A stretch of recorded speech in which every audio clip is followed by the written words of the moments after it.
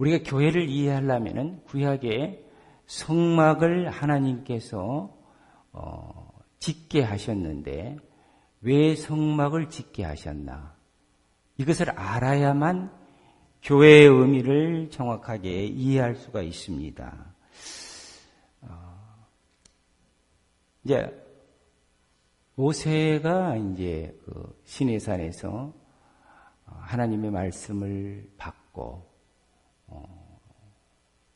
이스라엘 백성들에게 그 말씀을 전달하는데 그 말씀이 내용이 뭐냐면은 10계명과 율법을 받지요. 율법을 받고 이스라엘 민족에게 백성에게 그걸 전달하면서 너희들이 다 지키겠느냐? 내가 너희들에게 이런 말씀을 지키겠느냐? 그랬더니 백성이 지키겠습니다 하고 대답을 했습니다. 그래서 이제 언약식이 시내산에서 행해지게 된 거죠. 언약식이 행해졌는데 그 언약식은 이제 굉장히 장엄한 그런 시내산의 지진과 번개와 구름이 동반한 그리고 빛이 동반한 그런 모습들을 창세기 20장에서 24장까지 보여주고 있습니다. 그리고 나서 이제 모세가 하나님의 명령을 또 받기 위해서 구체적인 말씀을 받기 위해서 다시 2차 시내산에 오르게 되지요. 시내산에 오르면서 성막에 대한 부분을 정확하게 이제 설계도를 받습니다. 성막에 대한 설계도를 받아요. 그래서 이제 성막에 대한 설계도를 받는데 하나님께서 이제 이스라엘 백성에게 구원받은 이스라엘 백성에게 율법과 성막을 지으라고 명령하시는 그 목적이 뭘까? 목적이 뭘까? 교회를 지어라, 성막을 지어라, 그리고 율법을 주면서 율법을 지켜라 하는 목적이 뭐라 그랬어요? 조건사님, 목적이 뭐라 그랬죠? 자, 19장 5절에서 6절 말씀을 한번 다시 우리 보겠습니다. 자, 내 언약을 지키면 너희는 열국 중에서 내 뭐가 되겠고? 열국 중에서 내 소유가 되겠고, 내 소유가 되겠고, 너희가 모든 나라 중에서 특별히 하나님께서 소유로 삼겠다는 하나님의 소유한 나라가 되겠다. 그것이 바로 이제 하나님의 나라, 천국을 얘기하는 것입니다. 내 소유, 하나님의 소유는 지금 천국이지요. 하나님이 백성이 되는, 하나님이 다스리는 나라가 하나님의 소유된 나라이고 그것이 바로 하나님의 나라이기 때문에 그게 천국이 되는 것입니다. 소유가 되겠고 너희가 내게 대해서 무슨 나라? 제사장 나라가 되며 거룩한 백성이 되리라. 이 세 가지의 언약입니다. 자, 이 언약을 율법을 지키고 성막에서 필요한 것들을 지키면은 이제 세 가지가 이루어진다는 것입니다. 제사장 나라는 어떤 나라일까? 하나님의 나라가 제사장 나라인데 제사장 나라는 어떤 나라일까? 제사장이 되려면은 교회가 있어야 되고 성막이 있어야 되고 제사가 있어야 됩니다. 그렇죠? 제사장이 되려면은 제사를 지내는 그런 제사 의식이 있어야지 제사장이 되는 거지요. 근데 하나님을 믿는 백성들이 제사장 같은 나라가 되게 하겠다라는 것입니다. 그래서 제사장이 되는 과정이 뭐냐면은 제사장이 되면은 거룩해진다는 것입니다. 거룩해지어야만 하나님을 닮아가는 하나님의 백성이 되는 거지요.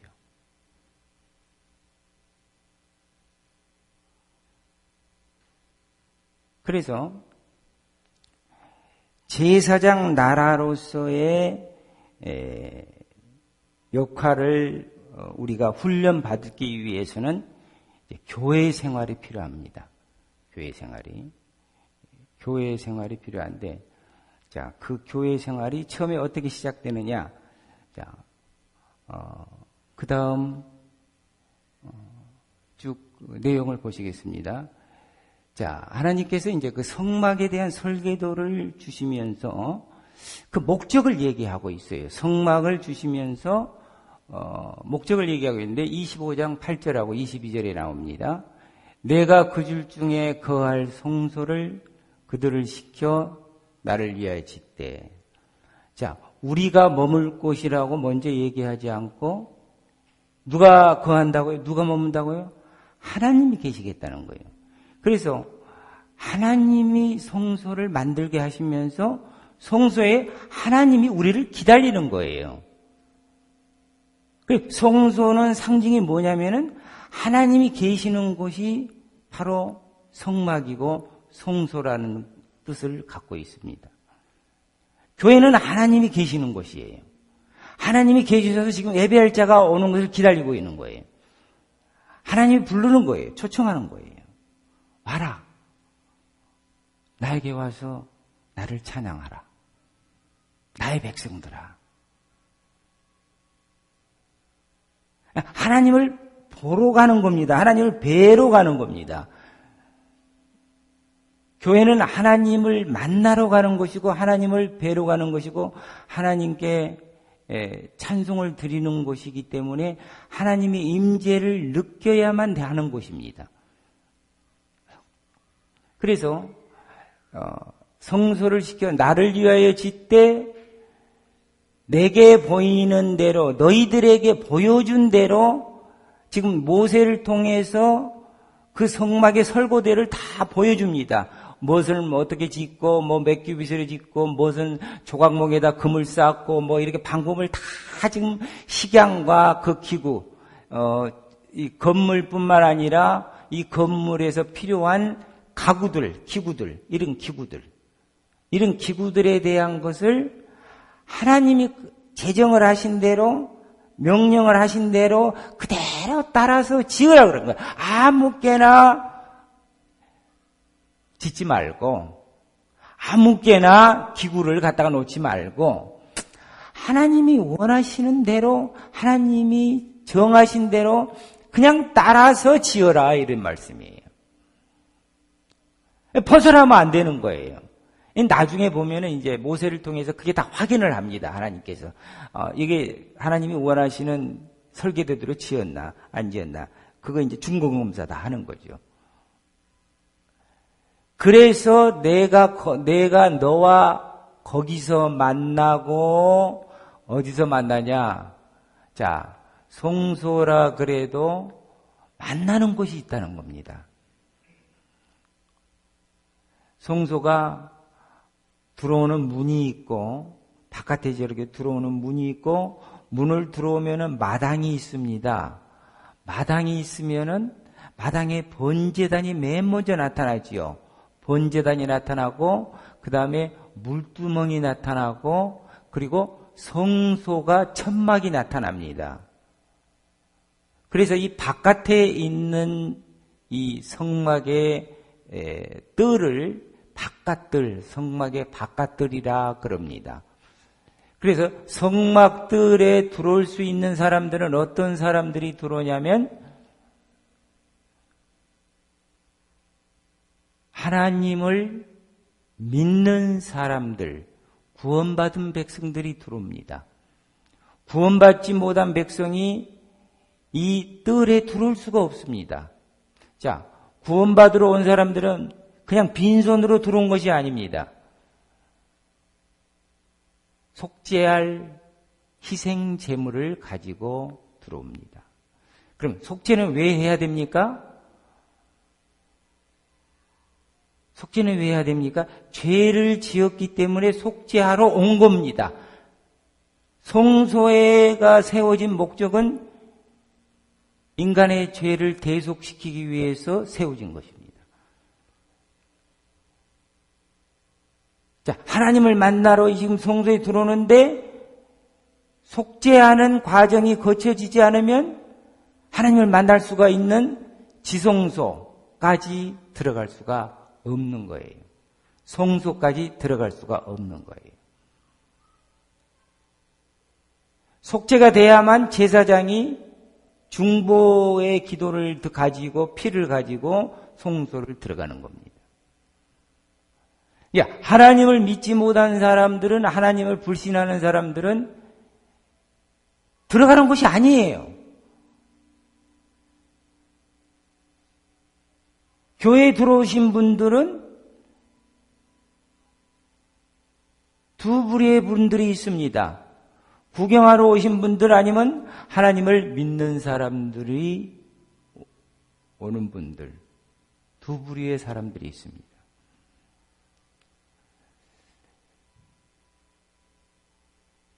그래서 현대 그 신학시대의 교회가 이제 어지러운 이유가 있어요. 원래 예수를 영접한 사람들이 교회에 예배를 드리는 것이 그게 정상이지요. 근데 믿지도 않은 사람들이 들어와서 예배를 드리면서 뭐 오래되다 보니까 뭐 이상한 뭐 직분도 받게 되고 또 교회를 판단을 하게 되는 거예요.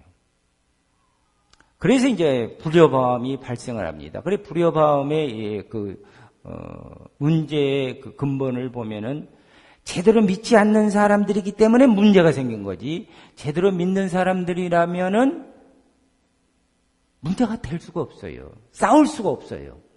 교회에서. 순종을 해야 되기 때문에.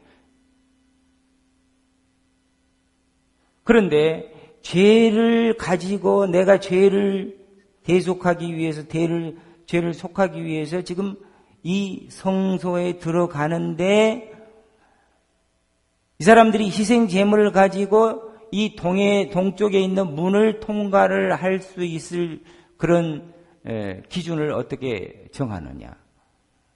율법이 정해주는 거예요. 율법을 보니까 내가 생활을 하면서 내가 인간관계에서 하나님 관계에서 내가 이거 잘못하고 있구나. 율법에 비춰보니까 내가 지금 뭔가 죄를 지었구나. 자기 양심이 아니라 하나님이 주신 율법을 613가지의 율법을 쭉 이제 제사장도 가르쳐주고 이제 가르쳐주는 거죠. 레위인들이 가르쳐줘요. 이제 배워야 되는 거예요. 가르쳐주는 거예요.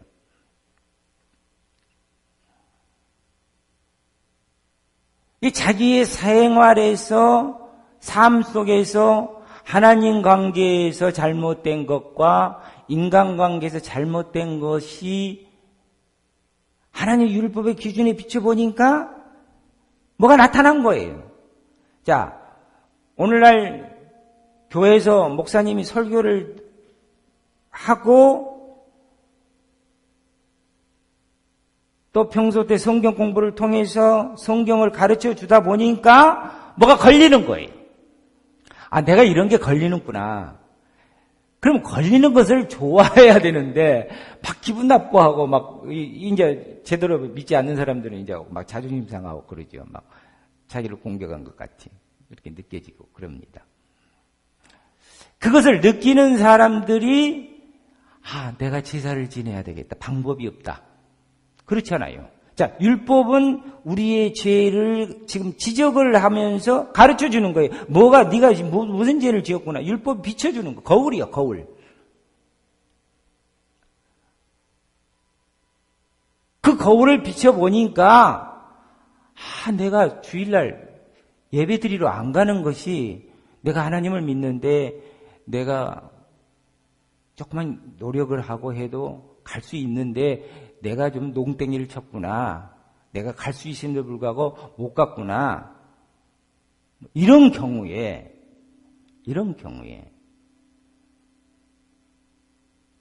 제사를 지내야 된다는 것입니다. 자, 이제 기준에서 율법에서 이렇게 벗어나면은 하나님과의 관계가 죄로 인한 벽이 생기고 담이 생기는 거죠. 그래서 하나님 앞에 가는 길이 막혔다라고 얘기를 합니다. 죄를 지은 자가 속죄를 하지 않으면 하나님과의 관계가 막히기 때문에 일이 제대로 되는 게 없어요. 일이 제대로 되는 게 없어요. 하나님이 동행하지 않고 하나님이 안 봐주시니까 자기 삶이 엉망이 되는 거예요. 무너진 거예요. 막 흐트러지는 거예요. 그 흐트러지기 전에, 엉망이 되기 전에, 무너지기 전에 주님과의 관계를 먼저 회복시키는 것을 우리는 화목이라고 합니다. 하나님과 화목하는 관계를 다시 회복하는 거예요. 그래서 먼저 속죄제를 지내고 그리고 화목제를 지내는 거예요.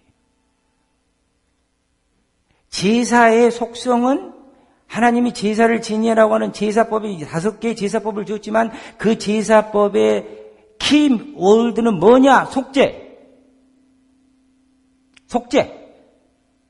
죄를 속하는 거야. 자, 죄를 속할 때 하나님이 아무렇게나 희생제물을 가지고 들어오느냐? 아니야.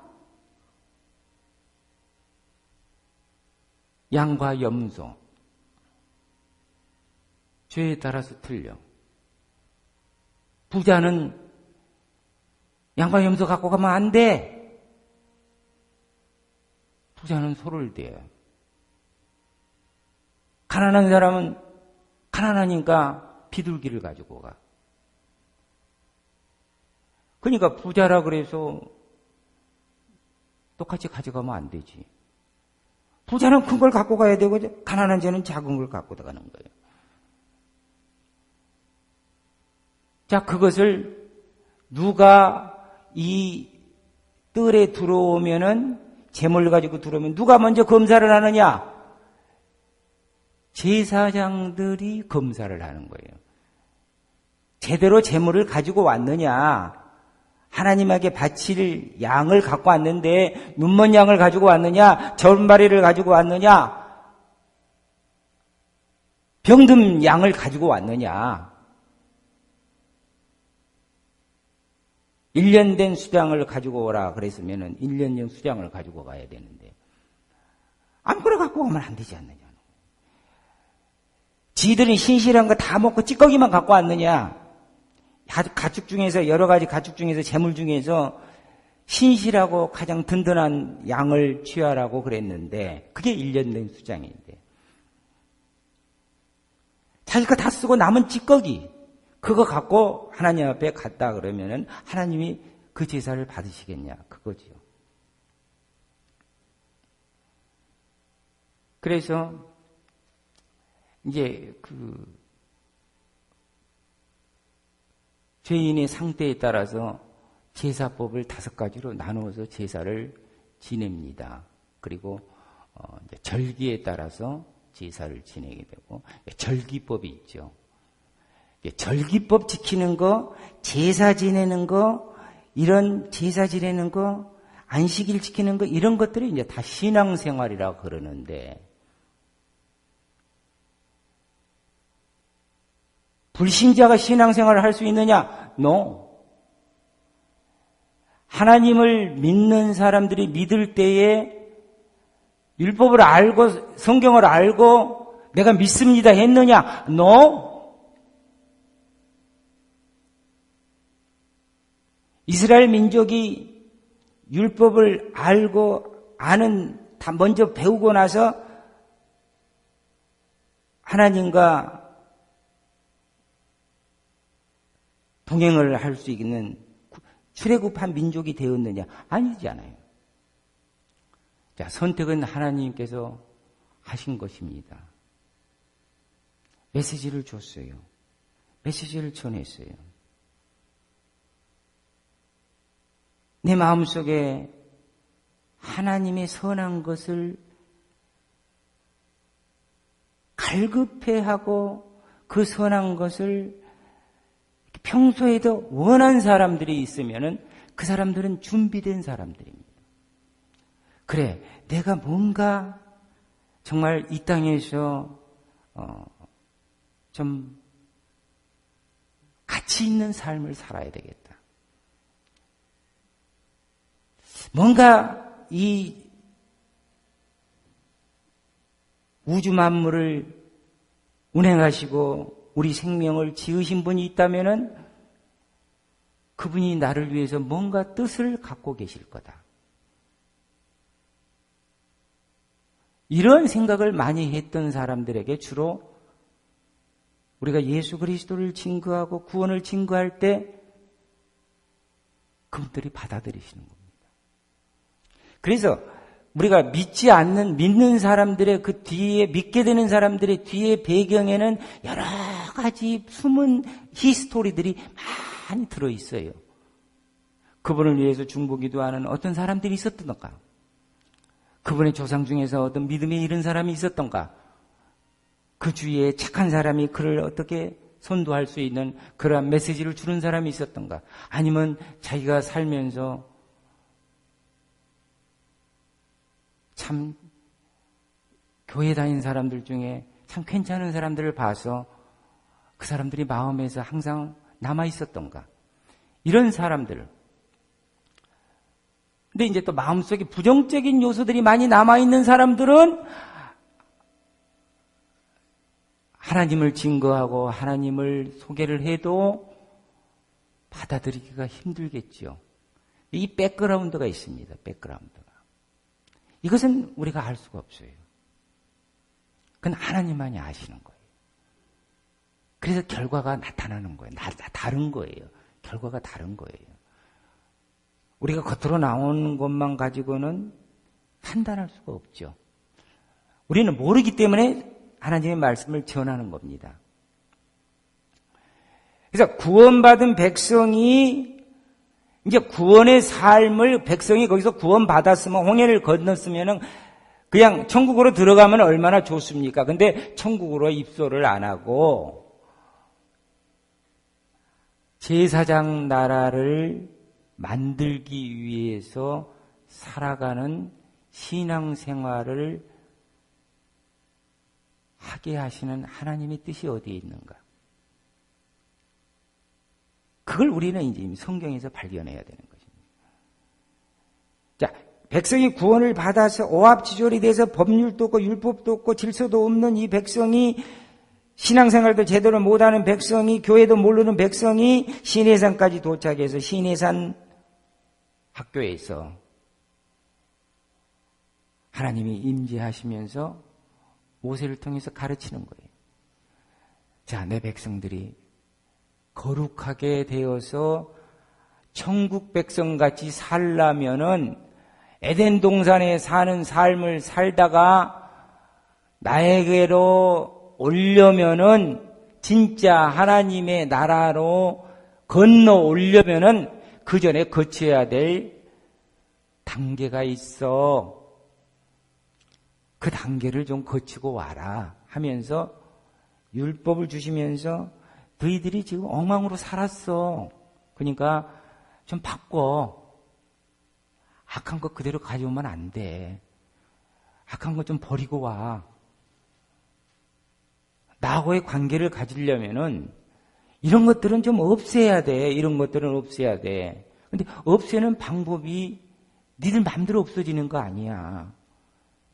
피로 대속을 해야 돼 하면서 그 피에 대한 교육을 시켜주시는 것이 아담 이후에 범죄했던 때로부터 계속 교육을 시켜주신 거예요. 그것이 이제 시내산에서는 율법으로 구체화된 겁니다. 그 전까지는 그냥 통통하니 애매모호하니 그냥 언약만 이렇게 언약의 제목만 있는 거예요. 너희들 하나님 나라를 만들어줄게 쭉 하다가 딱 백성이 되고 나니까 백성 딱 구출해서 공동체에다가 하나님께서 율법을 구체적으로 십계명과 이걸 선포하시면서 나를 만나려면 성소를 만들어라. 그래서 이제 성소가 만들어집니다. 성소가 뜻하는 것은 이제 예수 그리스도라고 말씀을 드렸는데 이제 이것이 이제 성소에 대한 것을 여러분들이 제대로 알아야지 예수 그리스도가 발견이 되지 내가 지금 성소가 예수 그리스도의 모형이다라고 해서 여러분들이 이해되는 게 절대 아닙니다.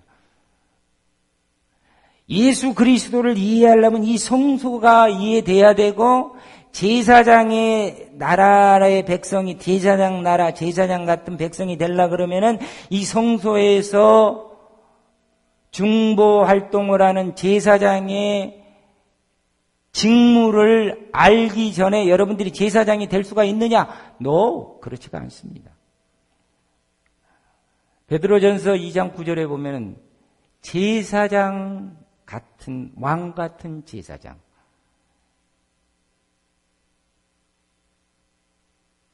왕 같은 제사장이 될 것을 말씀해 주고 있습니다.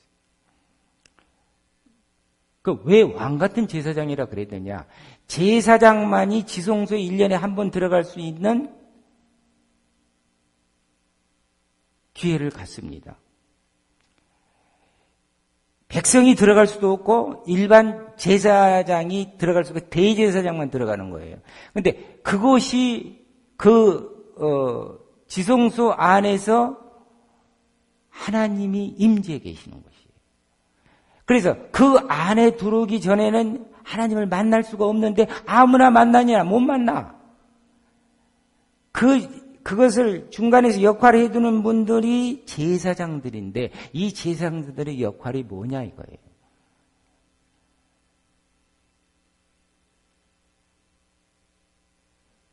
율법을 지켜야만 거룩해지고 제사를 해야만 죄가 없어지기 때문에 거룩해지는데 거룩해지지 않으면 제사장의 역할도 할 수가 없고 백성이 하나님을 만날 수도 없는 거예요.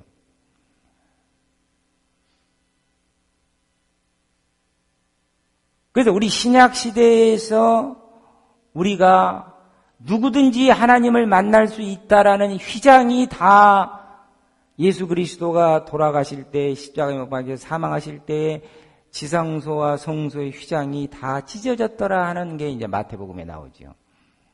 그래서 누구나 들어갈 수 있는 하나님을 만날 수 있는 자격을 다 얻은 거예요. 왕 같은 제사장의 자격을 얻었는데 누구나 들어갈 수가 있는데 실질적으로 누구나 들어가냐 이겁니다. 속죄를 받은 사람, 회개한 사람, 예수 그리스도가 분명히 있는 사람들이 들어가서 임재를 성령의 임재를 체험하고 하나님의 임재를 체험할 수 있는 것입니다. 목사하고 성도하고 다르다. 다른 게 아니라 그러지요. 제사장 같은 왕 같은 제사장. 그러니까 역할이 다르다 이렇게 얘기한다면 그건 잘못된 거예요. 기능이 다른 거예요. 자, 목회자는 지금 성도들을 제사장 같은 위치로 끌어들이려고 끌어올리는 그러한 중보의 밑거름이 되는 것이 바로 먼저 훈련받고 먼저 제사장 같은 교육을 받은 목사님들이 제대로 되면서 성도들을 이끌어가는 거예요.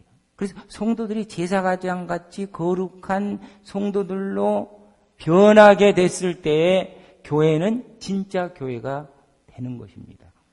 그게 이제 하나님이 원하시는 제사장 같은 하나님의 나라가 교회에서 이루어지는 것입니다. 교회 공동체와 하나로서 묶여지는 것입니다. 구약의 성소는 예수 그리스도를 상징했지만은 신약의 성소는 바로 예수님 자신이 되었고, 바로 예수님이 교회가 되었는데, 교회에 붙어 있는 가지가 바로 성도들이 된 거예요. 그래서 성도들이 교회의 기본 팩터, 요소라가 되는 거예요. 그래서 제가 이런 표현을 잘 하지 않습니까?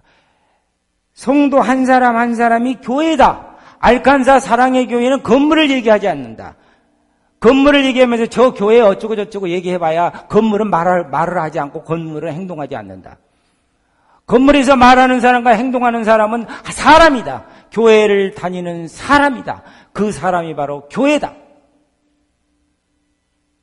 그래서 알칸사 사랑의 교회를 얘기할 때는 알칸사 사랑의 교회에 있는 목사님으로부터 성도들을 다 얘기하는 거예요. 한 사람 한 사람도 다 몽땅 다 함께 들어가는 거예요. 잘난 사람이가 못난 사람이가 좋은 목회자나 좀 덜 좋은 목회자나 다 공통적으로 들어가는 거예요. 그래서 다른 사람이 알칸사 사랑의 교회 어쩌고 저쩌고 하면은 나도 미안하고 나도 힘든 거예요. 근데 알칸사 사랑의 교회 다니면서 자기 교회 욕해. 자기 교회 단점 뜯어내. 자기 교회 허물 다 과장해서 얘기해. 그러면 어떻게 됩니까? 말이 안 되지 않아요. 말이 안 되죠. 우리 교회는 사랑의 교회니까 우리가 사랑으로 이렇게 허물이 있지만 덮고 산다. 그래서 우리 교회는 웃음이 있고 우리 교회는 마음이 편하다. 그래서 우리는 서로 헤어지는 것보다 서로 하나 되기를 원하고 예수 그리스도의 사랑의 그 피로 인해서 우리가 속죄함을 받은 것을 너무나 깊이 깨닫기 때문에 우리는 예수 그리스도의 피로 서로 사랑해 주기를 원하고 서로 하나가 되기를 원하고 서로 이해해 주기를 원하고 서로 덮어주기를 원하고 서로 화해하고 서로 용서하기를 원하는 그러한 삶을 우리가 연습하고 훈련한다. 이게 돼야 되는 거예요. 그게. 그래야만 교회가 되어가는 거죠. 그래서 이제 거룩하게 되는 거예요. 그래서 거룩하게 되는 거예요. 자, 거룩하게 된다 그럴 때는 제사장 같은 그런 왕 같은 제사장의 삶을 살아가는데 그것을 다른 말로 저는 신약적으로 바꾸고 싶은 게 제자의 삶이라고 바꿉니다. 너희들이 서로 사랑하면 나의 제자가 되리라. 제자가 누구냐? 제사장 같은 그러한 성도로 훈련을 받을 때에 제자가 되는 거예요. 제자는 하루아침에 이루어지지 않습니다. 제사장은 하루아침에 이루어지지 않습니다. 그래서 구약 성경에서 이제 제사장의 역할에 대해서 여러분들이 정확하게 배우셔야 됩니다. 제사장이 어떤 역할을 하고 있느냐. 자, 성도들이 신앙심이 자란다, 성장한 신앙을 갖고 있다, 성숙한 신앙을 갖고 있다라는 뜻이 무엇을 의미하느냐? 그게 바로 제사장의 심정을, 제사장의 태도를 얘기하고 있습니다. 성도들이 영적으로 성장했다, 믿음이 성숙했다라고 하는 것은 아버지, 어머니 같은 마음을 품고서 사람들을, 성도들을 대하는 그런 마음으로 변하는 것이. 내 자식이 아무리 잘못해도 그래, 내 자식 잘못했어. 그리고 안아주는 게 엄마의 입장이고 아버지의 입장이에요. 그게 성숙한 부모의 마음이죠. 그 마음을 품을 때에 교회에서 지도자가 되고 교회에서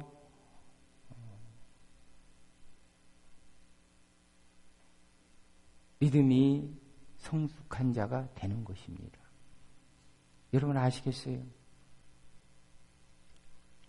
그래서 제사장을 이제 아무나 주느냐?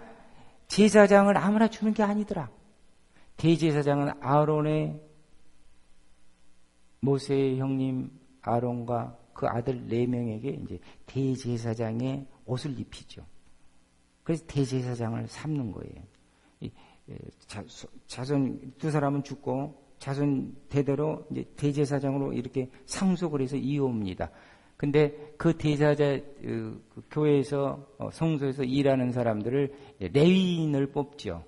레위인을 뽑는데 레위인은 어떤 사람이 되었느냐? 레위인은 모세가 40일 금식을 하면서 십계명을 가지고 십병을 받아서 내려오면서 하나님이 빨리 내려가 봐라. 근데 모세가 오랫동안 안 보이고 돌아오지 않으니까 아론을 통해서 금송아지를 만드는 사건이 발생하지요.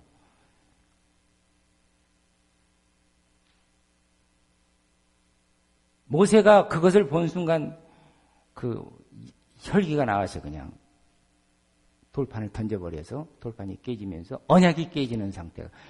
소위 말하면 언약식을 20장, 24장에서 언약식을, 시내에서는 언약식을 거창하게 해놓고 지키겠습니다 해놓고 얼마 안 가서 우상을 섬기는 그런 일이 발생한 거예요. 하나님이 가봐라. 언약 파기다. 그러니까 모세가 이제 여기서 이제 중보자의 그 심정이 나옵니다. 모세가 뭐라 그러냐면은 나를 생명책에서 제해 주십시오. 이 백성을 구원하시지 않으시려면 나를 차라리 제해 주십시오.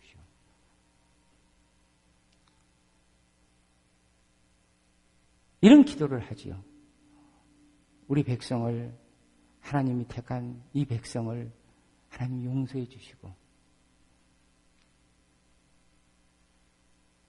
다시 생명을 주시옵소서 하면서 두 돌판을 하나님께서 다시 제작을 해 주시는 걸로 2차 시내산의 이제 금식이 시작되죠.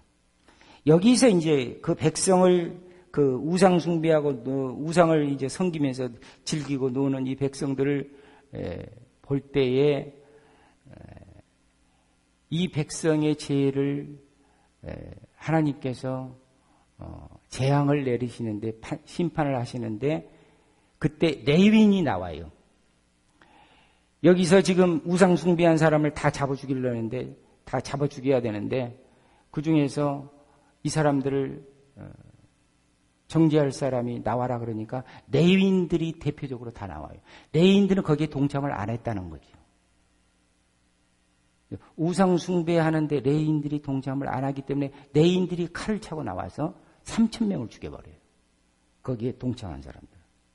그래서 레위인들이 거룩한 지파로 해서 성소에 봉사하는 사람으로 그렇게 뽑힙니다. 다 이게 이유가 있어요. 그냥 하나님이 그냥 뽑는 게 아니에요. 다 그만한 이유가 있어요. 그래서 이제 제사장이 이제 그 제사장의 이제 거룩한 위임식을 이제 대제사장 위임식이 거행하는 이제 쭉 더 봅시다. 제사장 직음과 위임식 규례가 28장에 30장에 나오는데 여기는 두 돌판 그림이 나오죠. 두 돌판. 그리고 이제 하나님께서 다시 재언약식을 다시 하죠. 다시 언약식을 하면서 제사장 직임과 위임식 규례를 줍니다. 저것이 나를 섬기는 제사장 직분을 행하되 아론의 옷을 지어 그를 거룩하게 하여 내게 제사장 직분을 행하게 하라 하는 명령을 하나님께서 하시면서 제사장 직분을 행하게 하는데 옷을 먼저 지어 입으라는 거예요. 그러니까 거룩한 옷을 이제 제일 그 당시에 뭐 감나간 그런 옷을 해 입히시죠. 앞에다가 이제 보물 뭐 12 보물 상징하는 흉패를 하고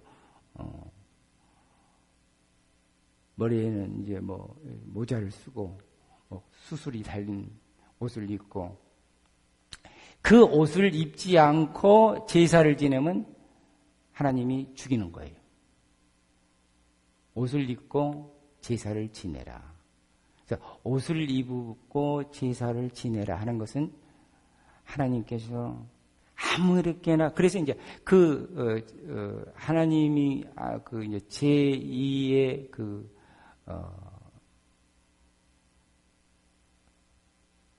계약식을 할 때에 성도 백성들이 단장품을 다 제하는 그러한 역사가 일어납니다. 귀걸이, 모양냈던 거, 팔찌 이런 거 다 빼지요. 다 빼고 그런 성결한 모습으로 다 준비를 하면서 2차 언약식을 하게 되면서 언약식이 제체결이 32장에 나옵니다.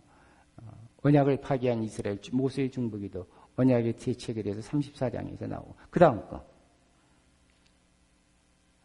그리고 나서 이제 성막이 제작되는데 이제 디자인이 나왔으니까 성막을 제작하는데 성막과 기구를 제작하는데 이 기구를 성막과 기구를 아무나 하는 게 아닙니다.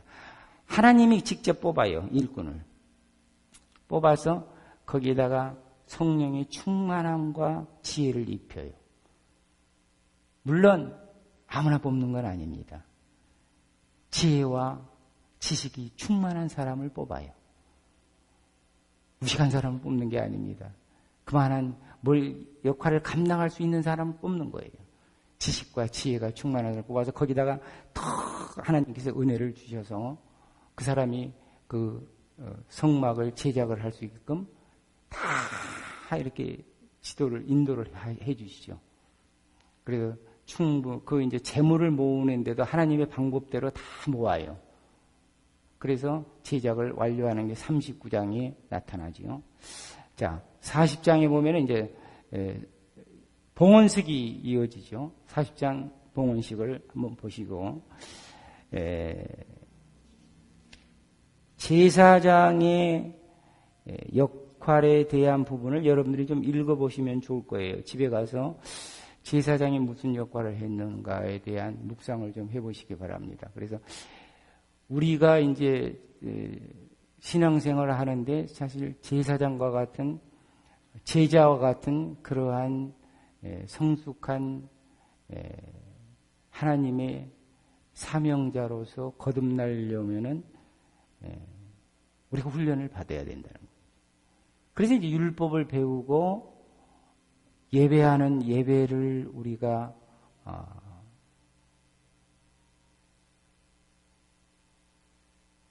하나님이 우리에게 지시한 대로 예배를 드리는 그런 삶을 우리가 살아야 된다는 것을 가르쳐 주시고 계십니다. 그래서 이제 결과적으로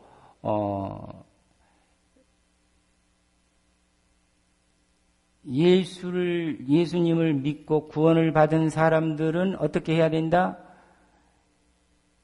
성소의 신앙생활을 해야만 거룩한 백성으로 살아갈 수가 있고 제사장 같은 그러한 민족이 될 수가 있다. 그래서 이제 출애굽기 40장에서 마지막으로 성소가 완공이 되면서 이제 봉헌식이 이어질 때 봉헌 다 모든 것을 해놓고 이제 거기서 제사를 지내고 이제 봉헌식을 합니다. 봉헌식을 하는데 하나님이 가르친 대로 그 봉헌식을 다 해요. 그럴 때 그 성소가 하나님의 영광, 구름으로 꽉 차는 그러한 사람도 들어갈 수 없는 상태로 하나님의 영광을 이렇게 보여주는 건데, 우리가 이제 그 신앙생활을 해서 내 안에 교회가 지어진다는 것은 영적인 교회를 의미하고, 우리 밖으로 보여지는 이 지상교회, 이 지상교회와 내가 지금 지상교회에서 내가 지상교회와 내 심령의 영적인 교회가 하나가 돼야만 되는데, 하나만 돼야 되는데, 이게 안 되면은 갈등이 생겨요. 교회와 내 마음이 한 마음이 돼야 되는데, 이게 안 되면은 신앙생활이 참 불편합니다. 그래서 우리가 말씀을 분별력 있게 알아야 되고, 말씀과 성령의 인도를 받아야 된다는 그러한 책임감을 우리가 갖게 됩니다. 말씀과 성령의 인도. 말씀이 없는 성령의 인도도 없고, 성령의 인도함이 없는 말씀이 없이 성령의 인도함도 없습니다.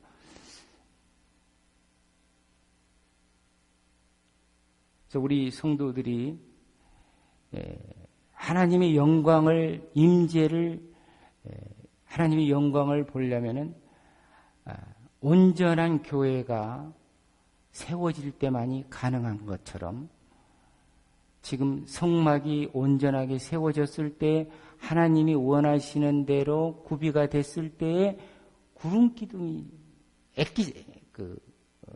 뭐라 그럽니까? 하나님의 영광이 충만하게 나타나는 거죠. 그럴 때 하나님께서 그 교회 백성의 공동체를 이끌어가는 것입니다. 마지막에 이제 보시겠습니다. 40장에서 이제 뭐라고 우리에게 해주고 있느냐 하는 것을 40장을 한번 찾아보시겠습니다. 출애굽기 40장 마지막 34절에서 38절 말씀까지 한번 읽어보고 끝내겠습니다. 34절에서 33절에서 혹시 거기 들어가 있습니까? 33절에서 마지막 절까지 한번 찾아보셔서 한번 읽어봅시다. 이게 하나님의 영광입니다. 하나님의 영광. 우리가 이제 하나님의 영광을 위해서 살아라는데, 하나님의 영광이라는 것이 무슨 뜻이냐? 이 성경에 보면요, 우리가 이제 출애굽기에서도 메추라기와 만나가 쏟아졌을 때에 저녁에는 메추라기가 팍 들에 광야에 깔리고, 아침에는 새벽에 일어나면 이슬이 이렇게 내린 것 같은데, 그것이 전부 그냥 쌀에기 눈같이 변해가지고 그게 만나가 된 거예요. 온 광야가 이렇게 만나가 덮인 거예요. 그것을 보면서 성경에서 뭐라고 표현하냐면 하나님의 영광이 나타났다, 이렇게 얘기해요. 하나님의 기적이 나타난 것이 바로 하나님의 영광이라고 표현합니다. 영광을 우리가 좀 아셔야 됩니다. 하나님의 일을 했을 때 하나님이 영광을 받으신다라고 여러분들이 이해하셔야 되는 거죠. 하나님의 기적이 우리 가운데 임했을 때 하나님의 영광이 나타났다라고 얘기하는 거예요. 만나와 메추라기가 나타났을 때 성도들이, 그 백성들이 그걸 보면서 와, 하나님의 영광이 나타났다. 시내산에서 언약식을 하면서 그 시내산에 그 산이 막 요동하고 거기서 불이 솟고 거기서 구름이 확 차고 나팔 소리가 들렸을 때 어떤 신학자들은 그것이 지진과 볼케이노라 그러는데, 저는 그렇게 생각하지 않습니다. 그런 말은 없죠. 그런 현상이 일어난 것뿐이지, 만약에 볼케이노가 거기서 쏟아지고 만약에 불이 이렇게 불기둥이 솟아났으면은 그 옆에 들어갈 수가 없죠. 그 옆에 갈 수가 없어요. 다 덮이거든요. 이스라엘 민족이 그걸 구경할 수가 없죠. 그걸 보면서 그걸 이제 하나님의 영광이다라고 표현을 하는 것입니다. 그래서 이제 성소가 지어졌을 때도 하나님의 영광이다라는 표현이 나오는 거예요. 자, 40장 34절부터 우리 다 같이 함께 합독합니다. 시작. 그 후에 구름이 회막에 덮이고 여호와의 영광이 성막에 충만함에 모세가 회막에 들어갈 수 없었으니 이는 구름이 회막 위에 덮이고 여호와의 영광이 성막에 충만함이었으며 구름이 성막 위에서 떠오를 때에는 이스라엘 자손이 그 모든 행하는 길이 앞으로 발행하였고 구름이 떠오르지 않을 때는 떠오르는 날까지 발행하지 아니하였으며 낮에는 여호와의 구름이 성막 위에 있고 밤에는 불이 그 구름 가운데 있음을 이스라엘 온 족속이 그 모든 행하는 길에서 친히 보았더라. 오늘날 이 구름 기둥과 불 기둥은 성령의 역사로 봅니다.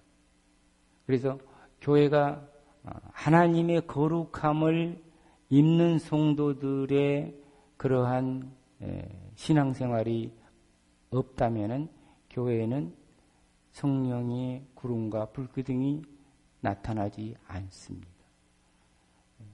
여러분들 그걸 아시고 성령의 불기둥을 따라서 우리가 살아갈 때 성령의 불기둥이 이렇게 움직이면 그걸 따라서 살아가고 이렇게 움직이면 그걸 따라서 살아가고 머물면은 거기에 그냥 머물러서 거하고 이렇게 성령에 따라서 움직일 수 있는 우리 성도들이 되시기를 주님의 이름으로 축복합니다.